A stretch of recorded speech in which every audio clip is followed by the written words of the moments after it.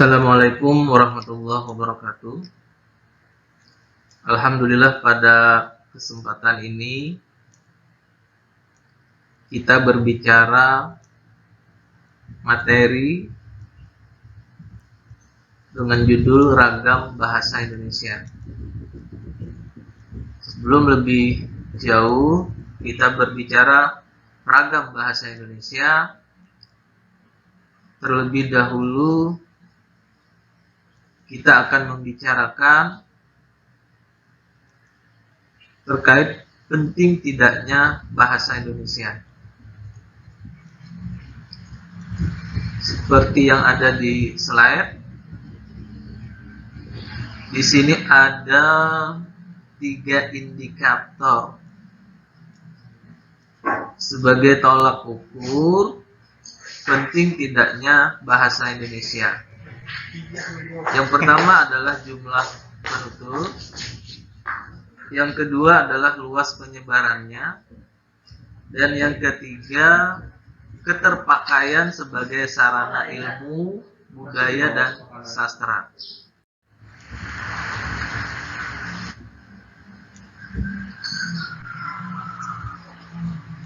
Kita teruskan di slide berikutnya.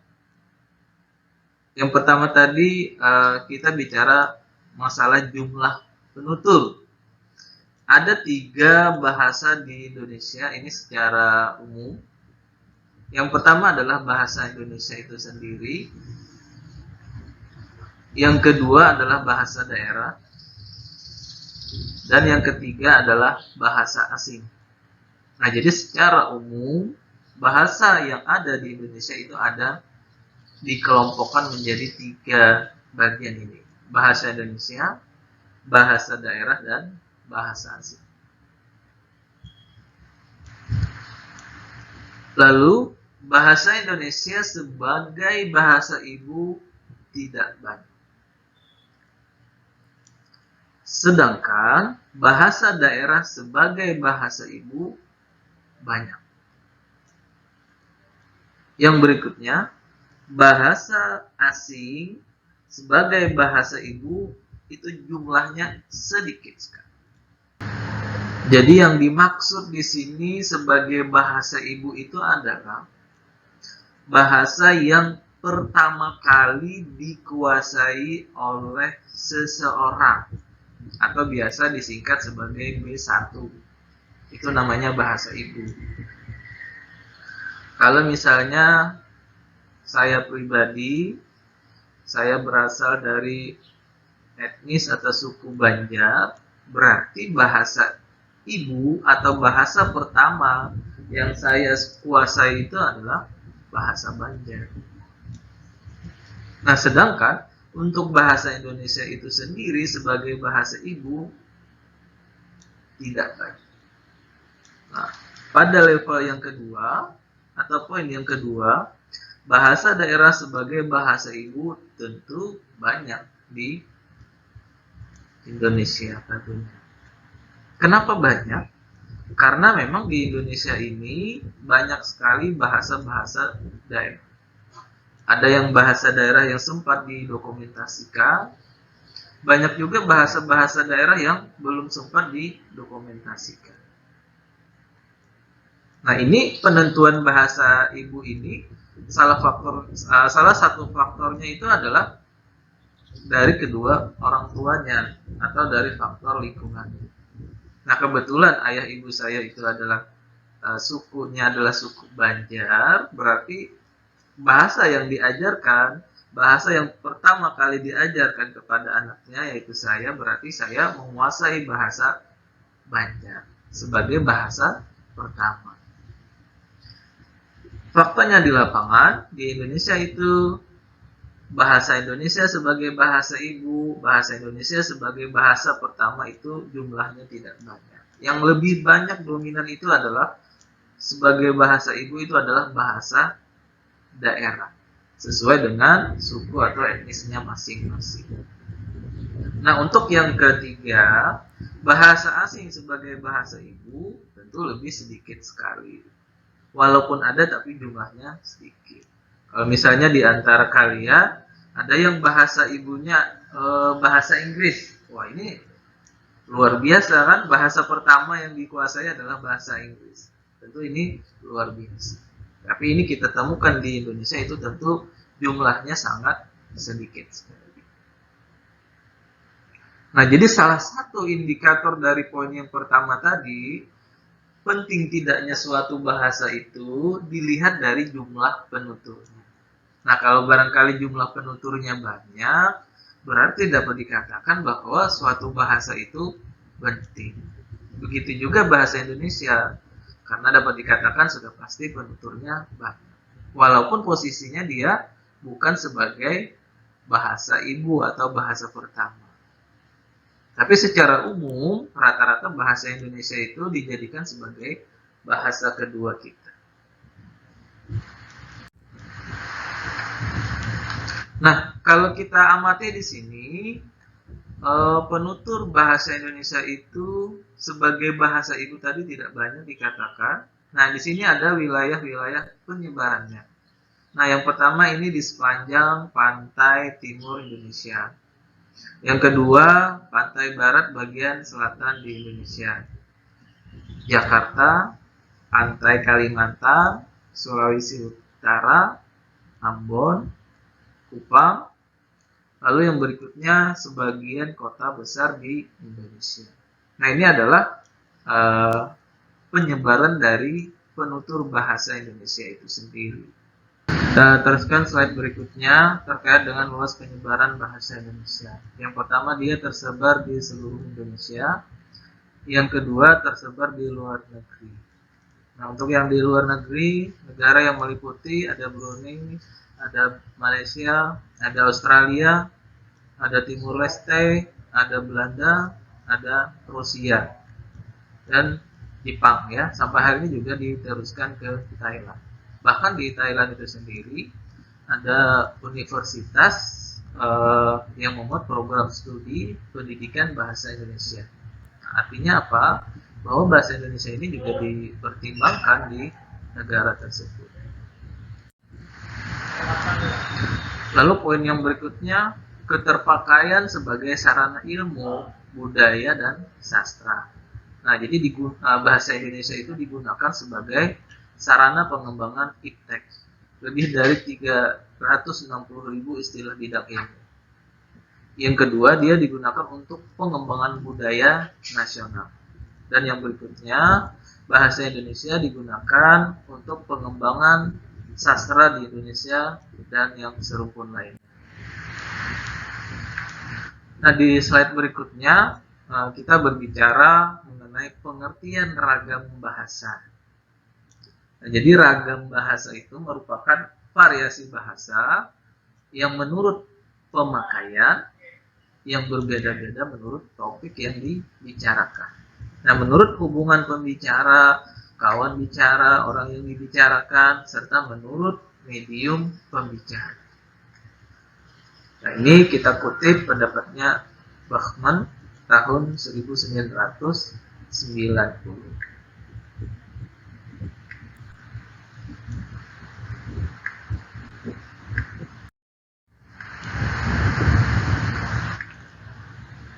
Nah, di sini ada pertanyaan ragam bahasa Indonesia. Lalu ragam bahasa apa yang saudara ketahui? Kalau kita amati di sini, ragam bahasa Indonesia itu ada berdasarkan beberapa sudut pandang. Yang pertama berdasarkan penutur, lalu dibagi dua menjadi ada yang namanya dialek, ada yang namanya sosiolog. Lalu berdasarkan sarana, ada yang bersifat lisan, ada yang bersifat tulis.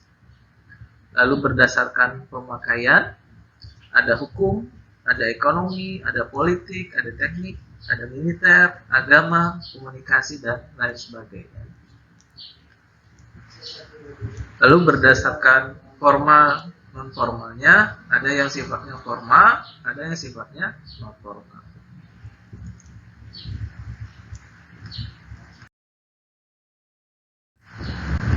Nah, di slide berikutnya di sini ada ragam bahasa.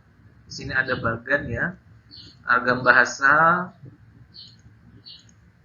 ini lalu ada 3 bagian. Ada berdasarkan media atau sarana, ada berdasarkan penutur, lalu yang ketiga ada berdasarkan pokok persoalan. Nah, kalau dari media jelas ya, di sini ada 2, ada secara lisan, ada secara tulis. Saya kira kita tidak asing lagi, sudah pasti membedakan yang mana yang ragam lisan, yang mana yang ragam tulis. Ya, ini berdasarkan media dan sarananya. Nah, lalu untuk penuturnya di sini ada dialek, ada terpelajar, ada resmi, atau ada tak resmi.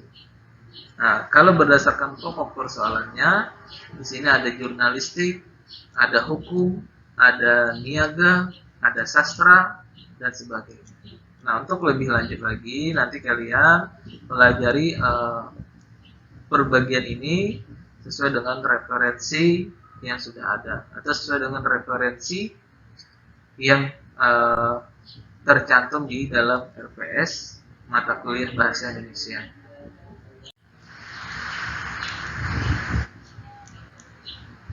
Yang berikutnya masih terkait ragam bahasa Indonesia. Ada ragam bahasa berdasarkan waktu, ada ragam bahasa berdasarkan situasi, yang ketiga ada ragam bahasa berdasarkan media, lisan, dan ragam tulisan. Lalu ada ragam baku dan ragam tidak baku. Yang berikutnya lagi ada ragam sosial dan ragam fungsional. Lalu ada ragam bahasa berdasarkan pesan komunikasi.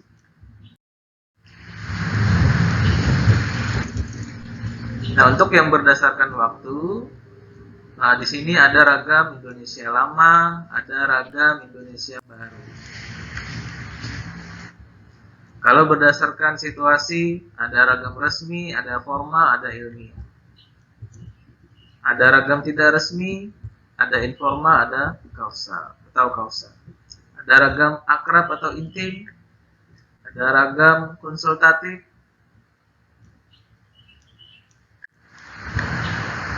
nah yang berikutnya lagi, kalau kita lihat berdasarkan media, ada ragam lisan, ada ragam tulis.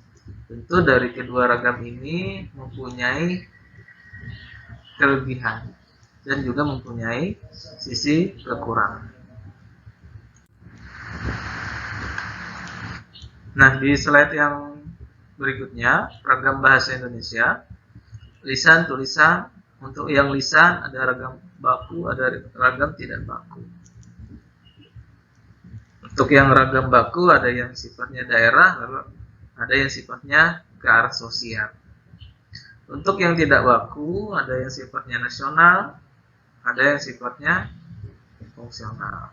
Nah, kita bisa amati dari struktur dari ragam bahasa Indonesia seperti yang ada di slide ini.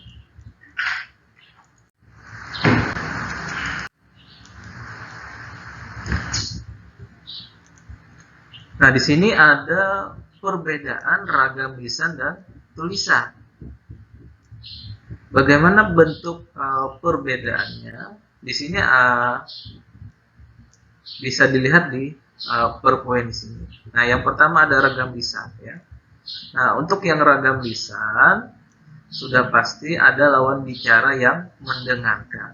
Karena kalau kita ragam lisan, kalau kita bicara sendiri itu namanya ngawur ya, tidak ada yang mendengarkan. Jadi sudah pasti ragam lisan itu tentu ada lawan bicara yang mendengarkannya. Lalu yang kedua, unsur-unsur fungsi gramatikal, artinya untuk ragam lisan, unsur tata bahasa seperti subjek, predikat, objek tidak selalu dinyatakan dengan kata-kata, tetapi dengan gerak dan mimik bisa terjadi. Jadi dia untuk ragam lisan ini tidak terlalu mengedepankan struktur bahasa. Lalu yang ketiga, ada terikat pada situasi, kondisi, ruang, dan waktu. Nah, untuk ragam lisan tentu ada situasi, ada kondisi ruang dan waktu. Dia terikat. Yang keempat, ada diksi tidak cermat. Jadi diksi itu adalah pilihan kata. Nah, untuk yang lisan itu kadang penggunaan pilihan kata dalam bahasa lisan kadang tidak terlalu cermat pada ragam tulisan. Dan yang kelima, makna itu dipengaruhi oleh tinggi, rendah, panjang, pendeknya nada suara atau intonasi. Nah, itulah ciri dari ragam lisan. Nah, sedangkan untuk ragam tulisan, yang pertama dia tidak memerlukan lawan bicara karena hanya sifat tulisan, jadi tidak perlu ada lawan bicara. Yang kedua, fungsi-fungsi gramatikal seperti subjek, predikat, objek dan seterusnya harus dinyatakan secara eksplisit. Nah, inilah yang barangkali terlihat sudah perbedaan antara ragam tulisan dan ragam lisan. Kalau ragam tulisan itu kita harus memperhatikan gramatika atau kaidah atau tata bahasa.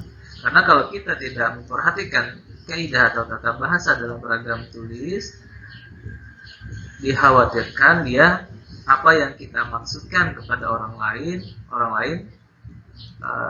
tidak bisa menangkap terhadap apa yang kita maksudkan tadi. Sehingga perlu di sini penekanan unsur tata bahasanya. Lalu poin yang ketiga, tidak terikat oleh situasi, kondisi, ruang, dan waktu. Ini untuk yang ragam lisan ya. Jadi kalau ragam lisan itu mau situasi kapan, kondisinya seperti apa, ruangnya di mana, waktunya kapan, tidak terikat. Kapan saja bisa. Nah, sedangkan untuk ragam lisan dia terikat oleh ruang dan waktu. Nah, lalu untuk poin yang keempat, diksi atau pilihan kata dia harus cermat.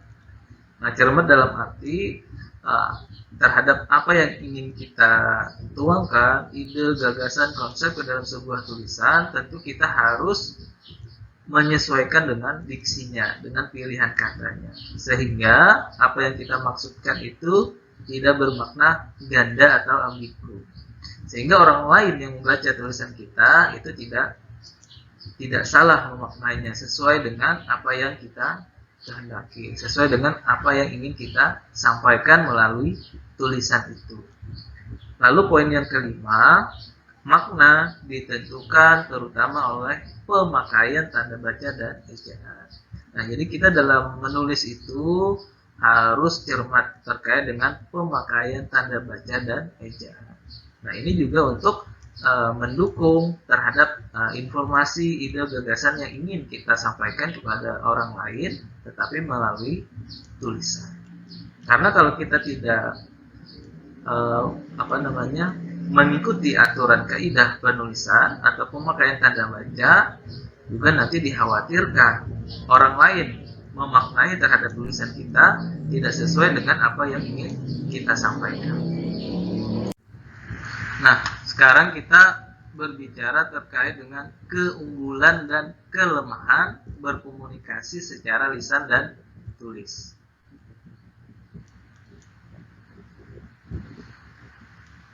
Nah, untuk yang kolom cara berkomunikasi, jadi komunikasi lisan ini contoh produknya seperti berbicara, berpidato, berdiskusi, atau mempresentasikan sesuatu. Ini adalah contoh komunikasi secara lisan. Nah, bagaimana keunggulan dan kelemahannya? Kita bisa melihat di tabel ini. Nah, kita sebelum bicara kelemahan, kita bicara terlebih dahulu keunggulan ragam lisan itu seperti apa? Nah, keunggulan yang pertama dari ragam lisan, dia berlangsung cepat. Karena kita berbicara langsung, jadi kan durasi waktu yang diperlukan tentu cepat. Yang kedua, sering dapat berlangsung tanpa alat bantu. Jadi sesuai dengan kemampuan berbicara kita, sesuai dengan konsep yang ingin kita sampaikan di otak kita, bisa saja kita lakukan dalam komunikasi secara lisan. Nah, lalu yang ketiga keunggulannya, kesalahan langsung dapat dikoreksi. Artinya kan begitu kita bicara secara lisan, kalau ada kesalahan, kita langsung bisa memperbaiki kesalahan itu. Jadi langsung bisa mengkoreksi. Keunggulan yang keempat, dapat dibantu dengan gerak tubuh dan mimik. Nah, ini adalah kelebihan dari ragam lisan. Jadi kita bisa berkomunikasi itu tidak hanya lewat verbal atau bahasa saja. Lewat gerak tubuh dan mimik pun bisa membantu informasi yang ingin kita sampaikan kepada orang lain. Nah, tetapi di samping keunggulan, tentu juga ragam lisan punya kelemahan. Nah, coba lihat kita poin yang pertama, kelemahan dari ragam lisan tidak selalu punya bukti autentik, ya kan? Walaupun sebenarnya ragam lisan itu bisa kita rekam, bisa kita rekod suara kita, tetapi di sini dikatakan tidak selalu punya bukti autentik. Nah, lalu yang kedua, kelemahan dari ragam lisan itu dasar hukumnya lemah, karena memang tidak bisa susah untuk membuktikannya, sehingga dasar hukumnya dapat dikatakan lemah. Yang ketiga, sulit disajikan secara bersih. Dan yang keempat, mudah dimanipulasi. Nah, itu adalah kelemahan-kelemahan dari ragam lisan. Nah, jadi di samping keunggulan, tentu juga ada kelemahan dari ragam lisan ini.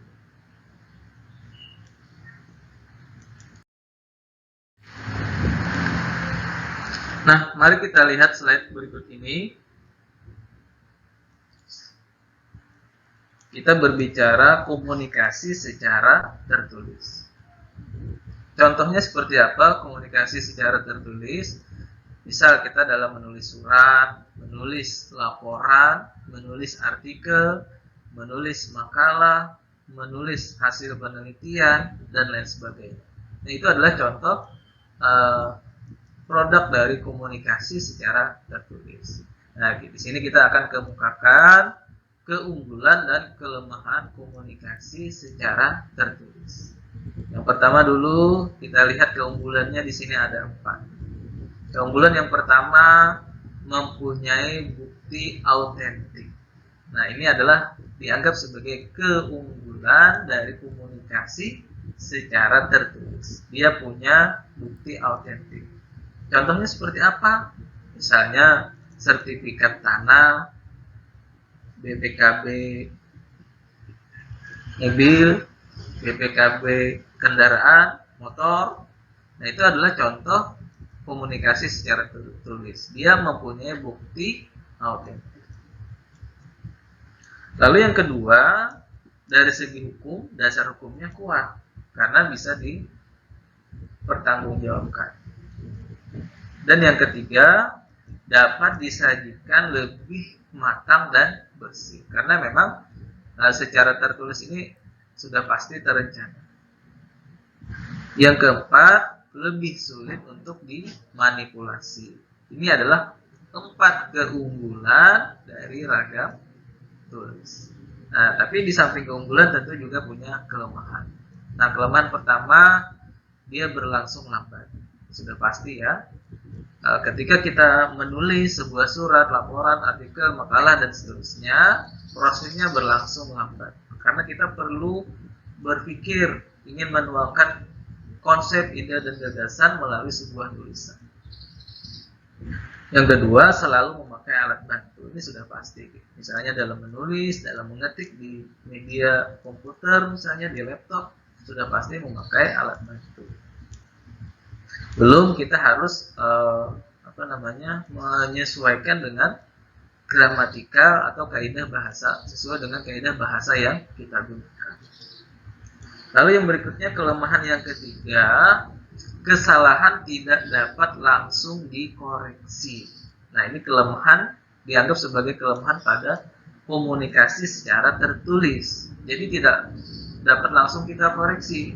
Kita baca dulu, kita cermati ulang, kita lihat tata bahasanya bersifat ambigu atau tidak, bagaimana tata kalimatnya, bagaimana ejaannya. Nah, ini berlangsung lambat untuk mengkoreksi kesalahannya. Dan ini juga dianggap sebagai kelemahan komunikasi secara tertulis. Dan yang keempat, yang terakhir, tidak dapat dibantu dengan gerak tubuh dan mimik. Nah, ini juga dianggap sebagai kelemahan dan dianggap sebagai keunggulan pada komunikasi secara tulisan. Jadi kita mau mimik mukanya sedih, gembira dan lain sebagainya itu tidak bisa diungkapkan dalam bahasa tulisan. Ya. Maka dari itu dianggap sebagai kelemahan dalam komunikasi secara tertulis, tetapi dianggap sebagai keunggulan dalam komunikasi secara lisan. Nah, di sini kita akan menyajikan contoh perbedaan ragam lisan dan tulisan. Nah, kalau kita lihat di sini ragam lisan yang bersifat tidak baku dan ragam tulisan yang bersifat baku. Nah, contoh yang pertama misalnya dalam ranah kosakata. Misalnya kalimatnya seperti ini bunyinya. Agnes bilang kita harus belajar. Nah, ini dalam ragam lisan yang sifatnya tidak baku. Tapi dalam ragam tulisan yang bersifat baku menjadi seperti ini. Agnes mengatakan bahwa kita akan belajar. Nah, itu contoh yang pertama. Lalu contoh yang kedua, secara bentuk secara bentuk kata, di sini ada contoh kalimatnya. Dia sedang baca surat kabar. Nah, ini adalah contoh ragam lisan yang tidak baku. Yang bakunya seperti apa? Dalam ragam tulisan bisa kita lihat di sini, dia sedang membaca surat kabar. Nah, jadi kata yang dicetak merah itu menandakan ragam yang baku dan tidak baku. Baik, kita teruskan kembali.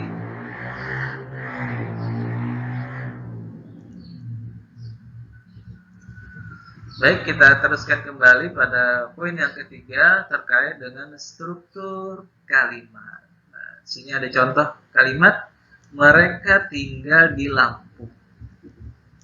Nah, ini adalah ragam lisan yang sifatnya tidak baku. Nah, kalau kita rubah ke dalam ragam tulisan yang sifatnya baku, sehingga kalimatnya menjadi mereka bertempat tinggal di Lampung. Nah, jadi yang tinggal itu adalah sifatnya tidak baku dalam ragam tulisan, sedangkan dalam ragam tulisan menjadi bertempat. Yang hasil dari kalimatnya, mereka bertempat tinggal di Lampung. Nah, di slide ini ada contoh ragam lisan ya, dilihat dari penggunaan bentuk kata. Yang pertama kita lihat di contoh kalimat, Dinas PU sedang melihat korban jalan berlubang. Kalimat yang kedua, internet masuk desa, Menteri Nuh ngeblok situs porno. Yang ketiga, pembahasan APBD 2008 lelet, saya terpaksa ngutang. Nah, ini adalah contoh ragam lisan yang bersifat tidak baku.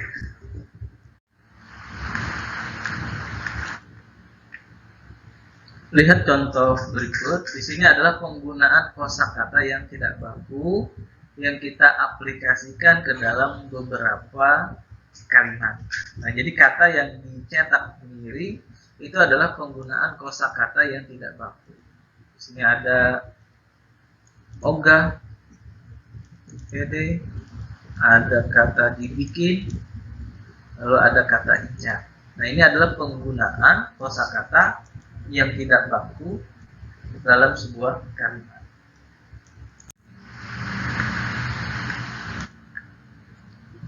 Yang berikutnya, penggunaan struktur kalimat. Kalau dilihat yang pertama, yang kedua,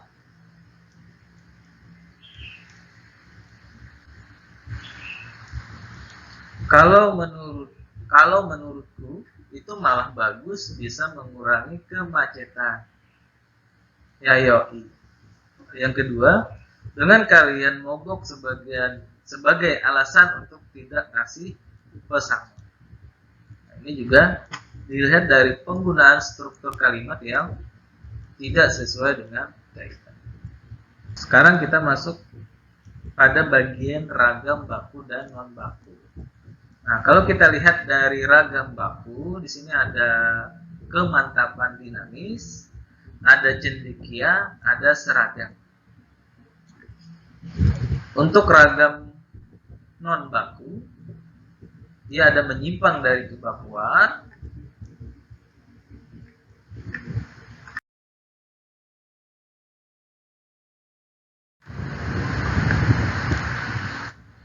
sebelumnya kita artikan lebih dulu ragam baku.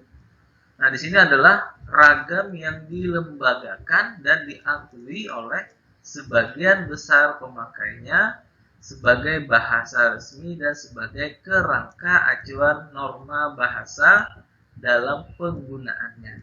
Itulah yang dimaksud dengan ragam baku.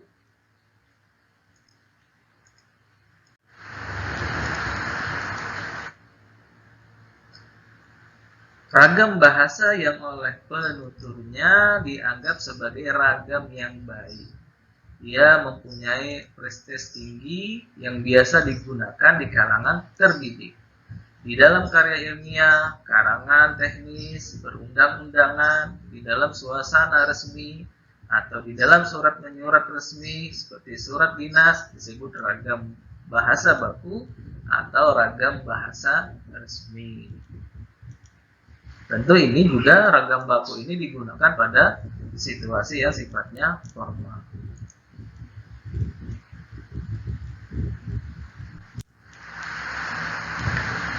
Untuk ragam yang tidak baku atau non baku itu adalah ragam yang menyimpang dari norma baku tadi. Artinya tidak sesuai dengan standar kaidah yang sudah ditetapkan dari bahasa tersebut. Jadi ragam non baku itu adalah ragam kebalikan dari sifatnya mengarah kepada sebaliknya daripada ragam baku itu sendiri. Nah, di sini ada syarat ragam baku. Yang pertama ada kemantapan dinamis, yang kedua ada cendekia, syarat yang ketiga ada seragam. Apa itu kemantapan dinamis? Nah, di sini kemantapan berarti bahasa baku sesuai dengan pola dan sistem bahasa yang baku. Misal di sini bentuk kata dengan awalan peng. Nah, di sini ada contoh ya. Peng kita tambahkan dengan kata dasar kontrak sehingga hasilnya menjadi pengontrak. Bukan pengkontrak.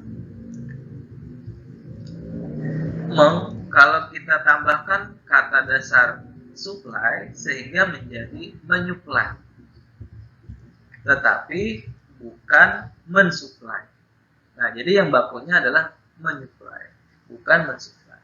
Nah, ini sudah pasti ada kaidah yang harus kita penuhi dalam pembentukan kata seperti ini. Jadi kita harus mengikuti kaidah atau aturan main dari bahasa itu. Yang kedua, dia bersifat dinamis, yang berarti tidak kaku dan dapat menerima perubahan yang berpola dan bersistem. Misalnya di sini ada penata, sehingga lawannya adalah petata. Penyuluh, pesuluk. Penyepak bola, pesepak bola. Penuduh, tertuduh. Pendakwa, lawannya adalah terdakwa. Dan yang berikutnya bersifat cendekia. Jadi ragam baku cendekia ini adalah ragam baku yang dipakai di tempat resmi. Nah, untuk penggunaannya adalah orang yang terpelajar. Biasanya diperoleh dari jalur formal. Jalur formal itu salah satunya adalah dalam dunia pendidikan. Ragam cendekia lahir dari kesadaran berbahasa sehingga kalimat yang dihasilkan jelas dan cendekia. Nah, di sini ada contoh yang tidak cendekia, misalnya rumah ini mau dijual.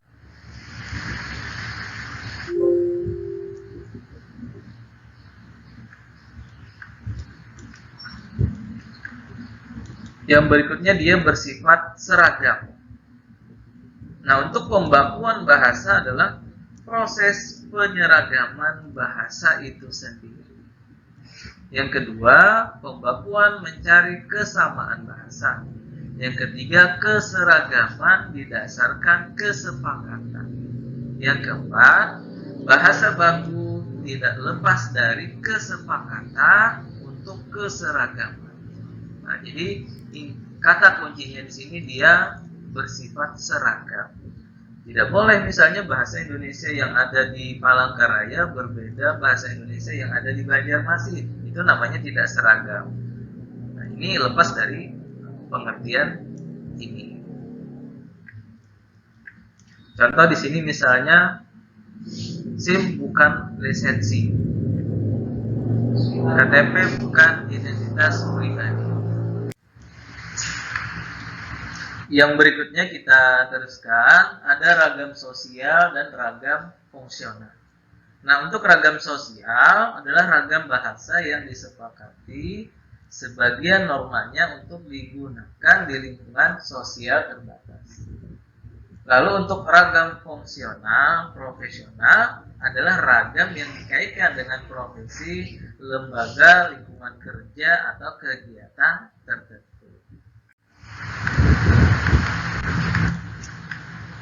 Yang berikutnya lagi ada ragam ilmiah ya, ada lisan, ada tulis.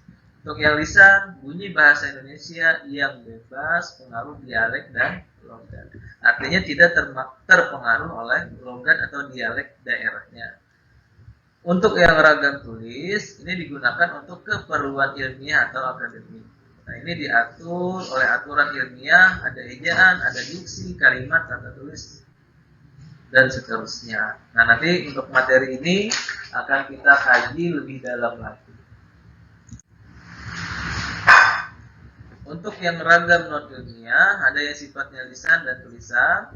Untuk yang lisan ini percakapan keseharian yang bebas aturan. Ini biasa ya, seperti kita percakapan di dalam keluarga, di rumah, di pasar. Ini adalah ragam non ilmiah yang sifatnya lisan.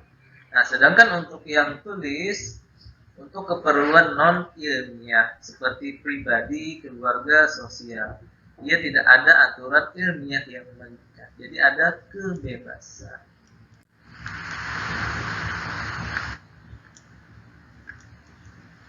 Nah, di sini ada bahasa Indonesia yang baik dan benar.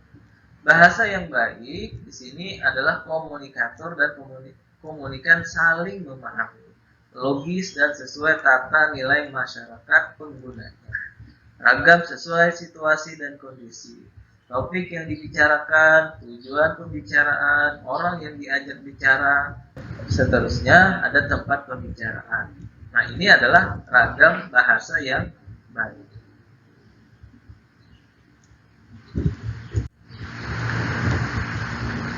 Untuk bahasa yang benar adalah bahasa yang sesuai kaidah yang meliputi fonologi, tata bahasa yang di dalamnya ada bentuk kata, struktur, ada kosakata atau diksi yang tepat sesuai dengan tuntutan makna.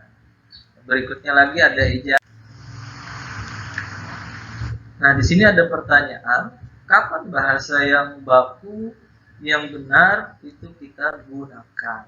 Nah, tentu di sini dalam komunikasi yang sifatnya resmi, wacana teknis, misalnya penulisan ilmiah, pembicaraan formal, ceramah, perkuliahan, berbicara dengan orang yang dihormati. Lalu bahasa Indonesia yang baik dan benar. Nah, ada istilah seperti itu. Nah, untuk bahasa Indonesia yang baik adalah bahasa Indonesia yang digunakan sesuai dengan sikon, situasi dan kondisi. Dan siapa lawan bicara kita.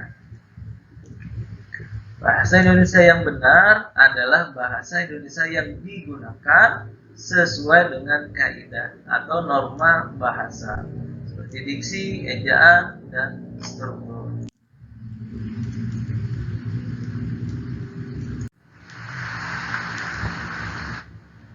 Nah, kita teruskan ke slide selanjutnya.